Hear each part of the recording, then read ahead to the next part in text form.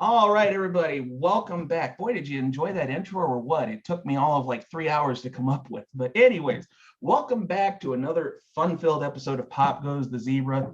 Jeremy the ref. Jesse is not here. He kind of had to bail last minute.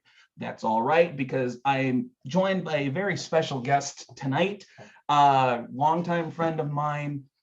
She is a small business owner of her in her own right. She is Cassie. I just realized I have never said your married name out loud before.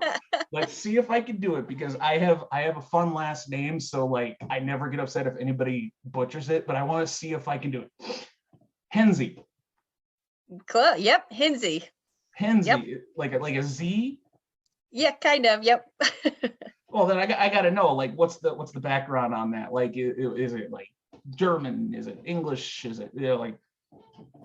You would have to ask my husband. I really have no idea what it is. He gave it to me, so I went with it. You went with it. It was better than Smith. That's true. Very true. And this is going to be kind of a different episode than what our viewers may be used to seeing out of us. We're going to try to keep it as lighthearted as we can. But this is going to be more or less for a lot of the boys out there, and by boys I mean any of my coworkers out there that either wear stripes, wear tights, wear headphones, what have you, in the professional wrestling business. We're all independent contractors. What we do generally does not appear on a W-2. It's not exactly something you track on a paycheck, which can lead to difficulties, I would imagine, when trying to go look for housing, when you're trying to make that move, get a loan, whatever you're trying to do to pay for your housing. And that is where Cassie comes in. She is the owner of her own business. She is a mortgage loan officer, and she's here tonight to talk with us about that very thing, is what we can do as private contractors and independent contractors to make things easier for us, because I don't know if anybody's taking a look outside the window right now. It's a little weird out there. So we're going to try to sift through all that tonight and see if we can't point some people in the right direction. And I thought, why not? This is the perfect time to do it. We're going into the holidays. Let's get to it. Cassie, before we even get in all that, let's get a little background on you. What led you to this? Well, honestly, so I've grown up. My family in general has owned a business for over 60 years. Started with grandpa, passed down to dad. So the business aspect is always something I've been interested in. And my background, especially with my dad, is finances. So I've always loved math. Most people hate it. I love math. I love figuring out the numbers. So, I figured, what more can you do with numbers than help people buy a house? So kind of, just went into it having fun, and, ended up loving it and just kept going. See, I always liked math. I didn't like when the numbers started becoming imaginary and just pulled out of nowhere. All right, y equals 6, and it's got a 7 and a question mark by it. And then you've got to equal that to the fraction over the numerator. I was like, you're just making stuff up now. Stop it. No, I mean, you can just piece it all together. And that's exactly what I do, just piece things in, and it all works out. So like, did you always have in mind that like this was where you wanted to be specifically, or was it, like maybe I want to be an accountant, maybe, something like that? Like, was it ever like set in stone, like, this is where I want to be by the time I hit 30, 40, whatever, Yeah, no, honestly, no. I did not think about mortgages specifically. I was more, like you said, thinking the accountant. I didn't even necessarily think about opening my own business at any point, just getting into the financial side of a business and helping a business through it. But, as I got farther into it, the more financially I got into numbers and everything else, it just kind of kept going, kept growing. And it just kind of pushed me into, wanting to start my own and really, really getting out there to help the public. And what was the schooling that went into that? Like, how long did it take for you to like make that transition into becoming a loan officer? Like, what was that like? Honestly, it's kind of crazy. You would think there's a ton of schooling. There's actually not. I did an online course that took me, you can kind of break it up a few different ways, but mine took me about a week of just sitting down every day, from 8 a.m. till 5 p.m., going through the course with an online instructor. And by the end of the week, you do have to take a state test, of course. Right. So, through the end of the week, you've got all your notes, all your studying material, and then it's just a matter of passing that test. That is a very tough test, so it's a lot of studying, but actually the schooling behind it didn't take as long as I thought it would. Gotcha. So like, are you licensed? Where are you licensed? Are you just in the state of Indiana itself, or because like, pulling back the curtain here, there's a very well-known podcaster in our world that his whole thing is he runs his own mortgage company, and he's licensed like all over the nation. Conrad Thompson is his name, and that's his whole deal. So like, I know it varies from person to person. So like, your state of Indiana only, or do you branch in other states, or how does that work? Yeah, so I've been doing this about 8 years now. When I took the test, it was just very state specific. So Okay. for myself, I am only licensed in Indiana. For me, I would have to go through and take multiple tests for different states to be licensed in those states. I just haven't done it yet. I'm considering, doing Illinois, it's kind of the surrounding states, maybe do some of the southern states like Florida with, a lot of people trying to go down there in the winter. Oh, sure. Florida, Arizona, things like that. Yeah, exactly. But now actually anyone who does that test, I think it started probably about 4 or 5 years ago. When they pass that test, they're actually automatically licensed for all the states. Oh, wow. So yeah, there are some out there now that, they can do multiple states without having to retest in each one. Well, that's time saving, because as you said, that took a week for you to do, 8 to 5s for a whole week. That's time consuming, man. Not everybody can do that. Right. I'd lose my concentration so quick. Well, so you said that you never planned on starting a business. What kind of led you to that? Was there any specific thing, or was it just something that's sort of just happened? Yeah, I wouldn't say there was any specific thing. So the way I started is, there is a mortgage company in town here that I initially started working for them. And we've always had, it's called a parent company. And when I first started for them, they were with this parent company that I absolutely loved. Like, they were just quick to respond, everything you wanted in a mortgage company. But my boss at the time had decided, she wanted to try some different venues, see what else was kind of out there. Ah, She ended up, we tried a couple different places, but where she ended up, for me, my biggest thing is I just feel like your customer service has to be top notch. Like, everything I do is to help my borrowers and keep them happy, get everything done I can for them.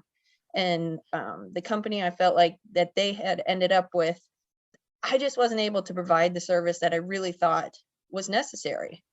So, as time went on, I did what I could, but as time went on, I actually ended up deciding to leave there and going back to the original parent company that we had started with.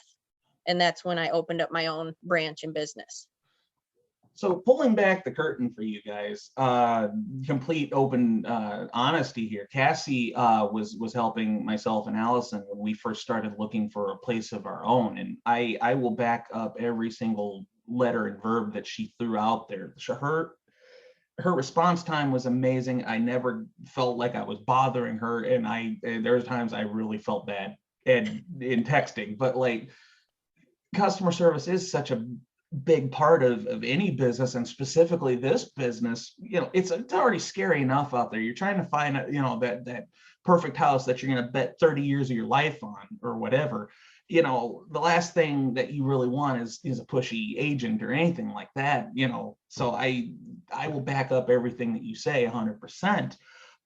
Which leads me into, I spoke about the crazy world we're in right now. As I mentioned, we're independent contractors. a lot of what we do is cash. It's PayPal. You're not going to see a paycheck or anything like this paid to the order. What are some of like the best options for guys like us? Like what can we do to make our house hunting experience easier? I'll be honest with you, when, like your type of pay, it can be difficult to get you pre-approved. However, the biggest thing I would say, no matter what, when you file your taxes, make sure you file and you're as much as you want to, you don't want to write everything off, because that's where we're going to get your income from. So I don't have to show pay stubs all the time. I don't have to show a W-2, but I do have to show a tax return that shows you are, you're getting that income. That's where your proof is at. So definitely on tax returns, as much as you want to write off as much as possible, it's not always your best option for you, because it makes it, a little bit more difficult to get you pre-approved for those higher amounts that you're hoping for. Right. So like I would then ask, what are some of the more important things that we would need to know outside of that before getting into the whole process? Like what are some of the things that we must know and recognize going into the whole thing? Biggest things are, keeping really good track of everything, especially when it comes to what type of income you have. Um, as much paperwork as you can is actually better. And then, as much as possible, keep your debts low, because it's all based off of the amount of debt you have in your name compared to the amount of income I can prove.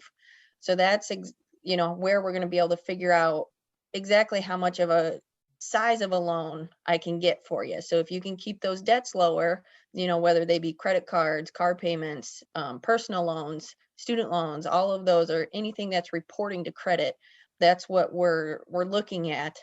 And you want to keep those low and your income high, and that's when it's going to get you, the best opportunity to get you pre-approved for what you're hoping for. See, that brings people to mind that I know that like they do wrestling, and that's primarily their source of income. But I know a few guys, they're personal trainers, or they work at a gym, or what have you, stuff like that, and they've gone to school for that. So you saying student loans, things like that, made the light bulb go off in my oversized head. Um,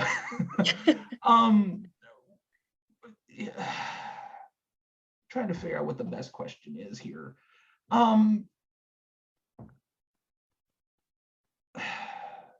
stalling. What there we go. I keep saying it's a crazy world out there.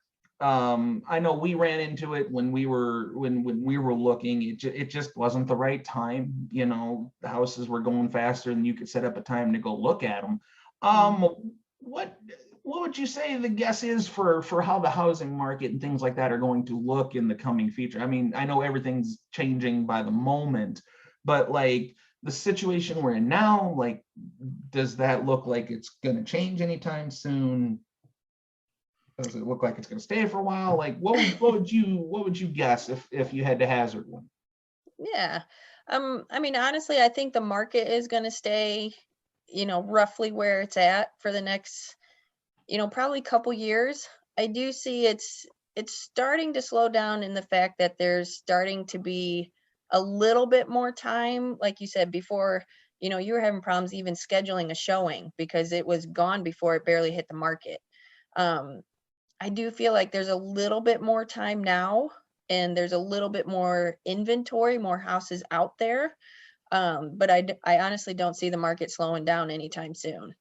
Right. Yeah. We were having fun finding places, and the places we were finding, not to my worst enemy. The other problem though we were running into, which leads me nicely into my next question, is we were running into flippers, man.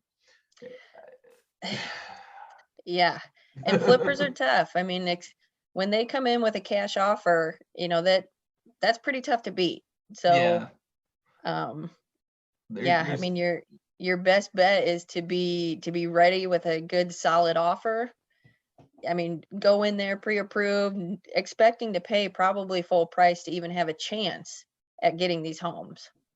right. I know some of the places we were looking at, there were people paying 50, 60, and 70 grand over asking price, Hmm. Hmm. Yeah, cash it's down. been crazy. Yeah, it blew our minds. I mean, and we were first time shoppers. Like, we kind of had the assumption that it was going to get hairy long before it was going to get good, but it still caught us off guard. The Right. the mental gymnastics we had to do there. Fortunately, though, obviously we came out all right. We have a nice place up here that will do for the time being. But yeah, I don't know, how do you fight a house flipper outside of having a good cash offer?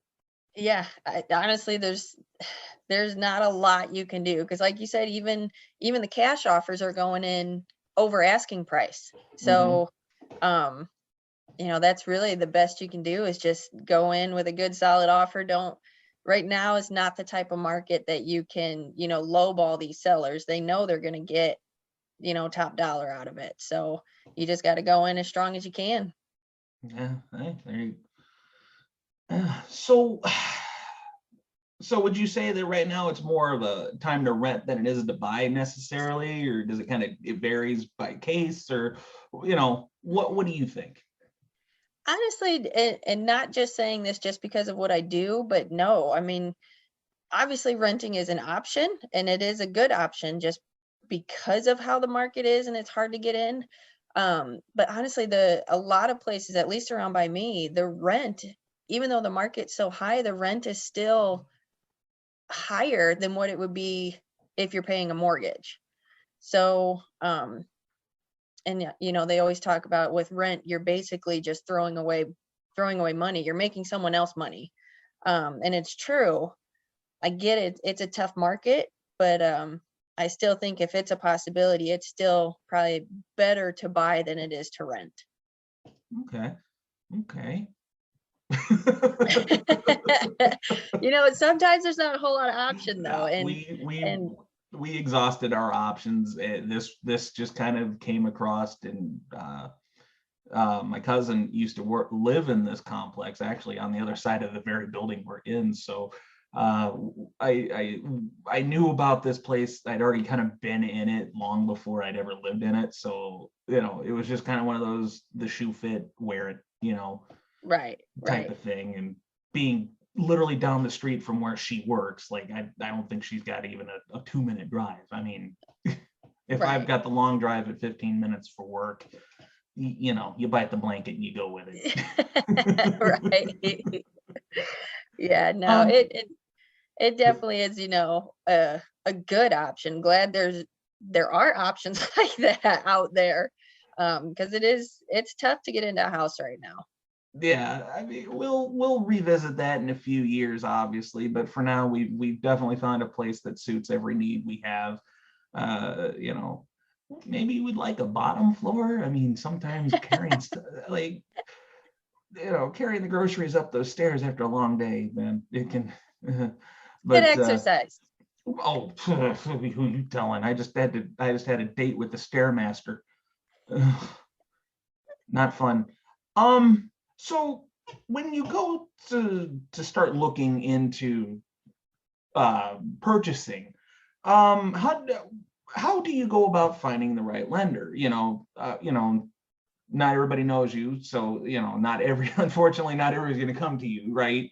you know what what in your opinion is like a good method for finding the right lender? So honestly, I think there's a couple questions you should always ask when talking to a lender. Um, Again, like we kind of mentioned, to me, customer service is huge. So that is a big part of a question. I would kind of just, obviously not just necessarily ask, but just kind of see how quickly they respond, how much, contact they have with you. But other like financial questions, you should always ask, what are your closing costs? How high are we looking at for an interest rate? You also want to ask them not only an interest rate, but it's called an APR, which is kind of a combination of your interest rate and your closing costs. Um, but then, how quick are your turn times when it comes to underwriting? Do you have any after hours that you can talk, or weekends, stuff like that. How available are you as a lender, basically? To me, I am one of those, and I'm sure you can attest. And my phone is on me all the time. So, I was gonna say, boy, I didn't do um, half of that at least. Oops. but you know me, so you know. That made it all the easier. Is there's the comfort level. I was like, you know what? Go with who you know. Right. But So, but yeah, there's a lot behind it, but the biggest things are, I feel like, closing costs, interest rates, stuff like that. You kind of want to shop around a little bit. right. So what are the goals for the future as far as the business goes? Where you want to be in 5 years? Um, I really hope my business just kind of just continues to grow. I mean, we started really well, and I hope from here it just continues to go up. But no matter how big we get, to just keep that customer service through it all. I mean, it doesn't matter what size we are, as long as my customers are happy. That's the biggest goal to me. And that's got to be at least the 10th or 20th time you said it. Customer service. That's music to my ears. Because like I don't always deal with the greatest people in both lines of work that I find myself in. So it is refreshing to actually deal with people that actually care about the human being sitting across the table from them. Because a lot of people, you're just a number, you're a statistic, you're just another jot in the column. So it's good that there are people like you out in the world that actually care about the human being they're working with. That's big to me. And Yeah. that I can't commend you enough for it. I can't recommend Cassie enough. If anybody watching this in the state of Indiana, for now, as of 2021, is watching this, I would recommend you talk to her, because she's going to help you every step of the way, and she's not going to half-ass it. And that's all you can really ask in this world.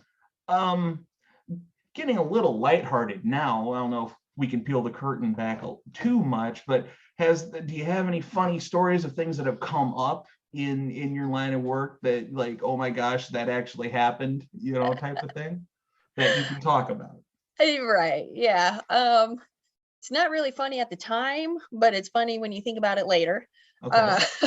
Um, I've had, and it's more than one occasion, I guess. We're sitting at closing, or we're just about to that closing table, and someone goes, "Yeah, so I got this new job that I started the other day, and I'm not working as many hours as I was hoping." And I'm like, "Wait, what?" Excuse me, baking powder? Yeah. So, there's a lot that comes up in this industry that it just kind of blows your mind. And, it, like I said, not funny at the time, but you look back and you're like, you know what? They had a good story that went with that. And I understand why they did it. And it may not have been the move I would have thought at the time, but hey, it's it's been fun to work through it and get to know these people. Oh man.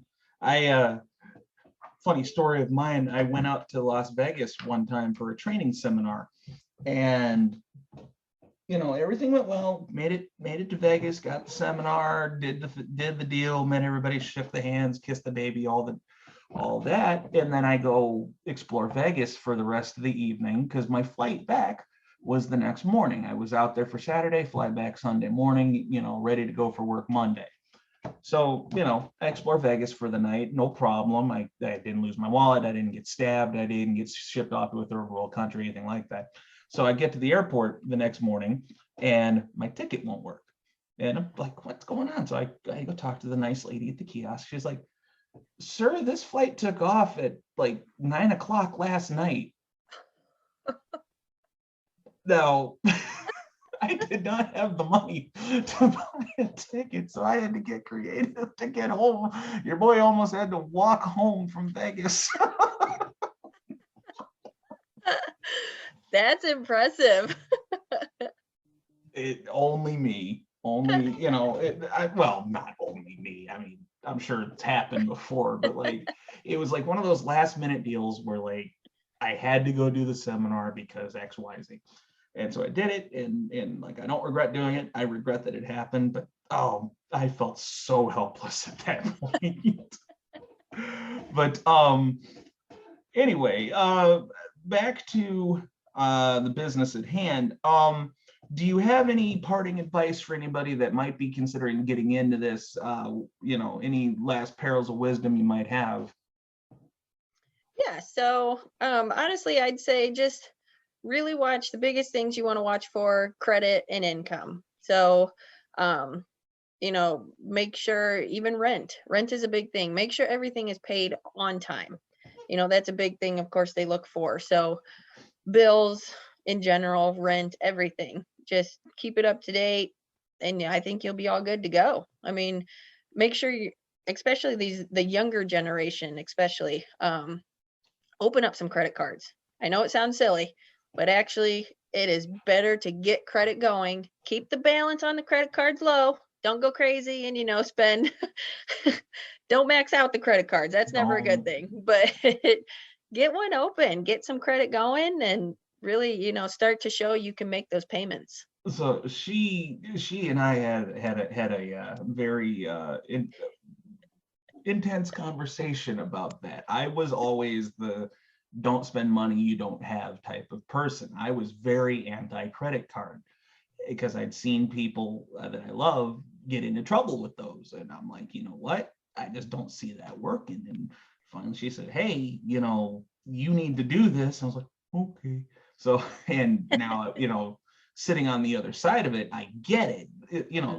For some people, opening up a credit card can be scary, man. But I would have to say I agree. Get a credit card or two, lock one in a lockbox if you have to, but just, be careful. It's a crazy world out there. But yes. I believe that was all the real questions I had. Was there anything that we didn't touch on that you think we should touch on before we wrap this up? No, I mean, I feel like we touched quite a bit, touched a lot of the bases that I think are really important. But yeah, I mean, it's definitely been fun, and hopefully, just continue to grow and make some dreams come true for people. How can people keep up with you and your business? Plug your business. The floor is yours. Yeah, I mean, hey, you're welcome to get a hold of me anyway. I've got, cell phone, email, text, whatever's easiest for you. Jerry, you good? Like, I give phone number out, whatever. That's up to you. This is going on YouTube, so that is up to you. Okay. Yeah, I mean, the best way, I guess, to start with would probably send me a quick email. It's my first initial, so C, my last name, Hinsey, Hinsey at gvcmortgage.com. I've actually got an app I can send to you too. So, it's a real quick, easy pre-approval process, but you're welcome to reach out anytime. Happy to answer any questions for you. Awesome sauce. And I'll be sure to add the links in the description below for when this debuts, hopefully Saturday morning. I'm going to have a pretty dicey Friday, but I'm going to do my best to edit this Friday night. But before we go, Jesse, Jesse, you're not here. So I've got to play the role of both myself and Jesse here for our outro. So as it is coming into the weekend, we would like to take you into our safety briefing. So do not add to the population. Do not subtract from the population. Please, please, please do not be the reason why we have to have another safety briefing with the commander on Monday.